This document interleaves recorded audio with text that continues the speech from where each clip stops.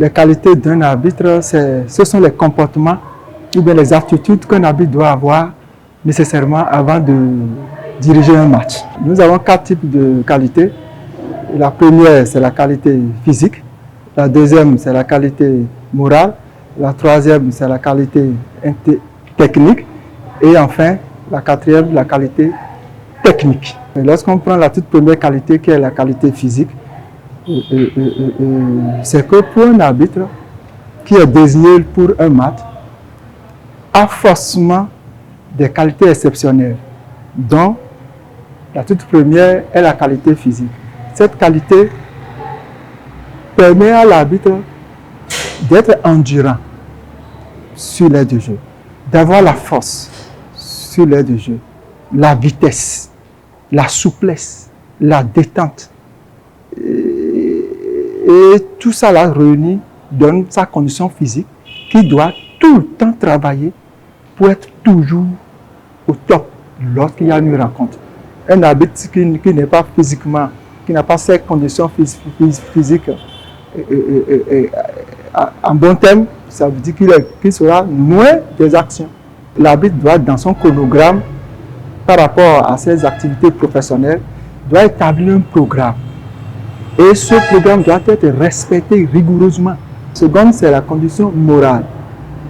À ce niveau, c'est cette condition que j'aime d'un arbitre. La toute première condition morale pour l'arbitre, la qualité morale pour l'arbitre, c'est qu'il doit avoir le courage. Il doit avoir le courage. C'est dit quoi? Même si à la 90e minute, un penalty apparaît, il doit avoir le courage de siffler ce penalty-là. Il ne doit pas dire que c'est l'équipe de mon oncle, c'est l'équipe de tel député, c'est l'équipe de tel président pour ne pas siffler le penalty. Il doit avoir le courage de siffler cette penalty. Ensuite, il doit être impartial.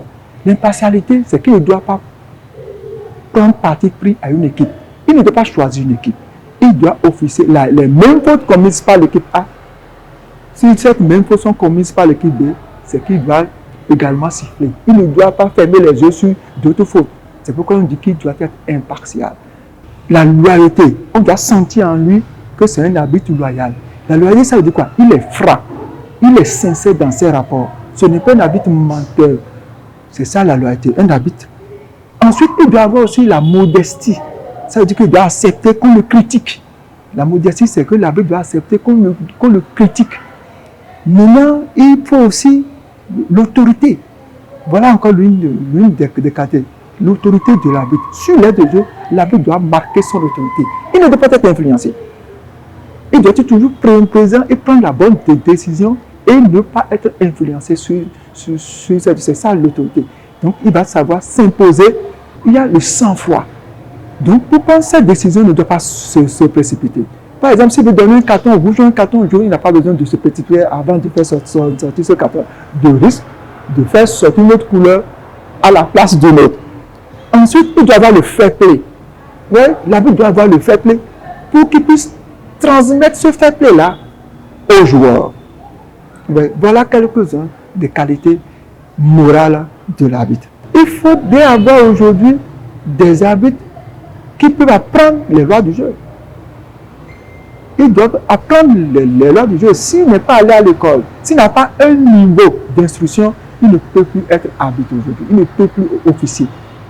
Vous avez compris maintenant? Donc, c'est par rapport à ça, on dit que la qualité technique lui permet d'avoir un niveau. Ensuite, de savoir rédiger un rapport. À la fin d'un match, il doit être prêt à rédiger un rapport. C'est pourquoi il doit avoir la qualité intellectuelle. Ouais, maintenant, on finit avec la qualité technique. C'est la bonne application, c'est cette qualité qui permet à l'arbitre de mettre en pratique sur l'aire de jeu ce qu'il a appris, les lois du jeu qu'il a eu à maîtriser. Il doit savoir distinguer les différents types de fautes. Les différents types de fautes, les corners et les coups francs, il doit savoir les différencier.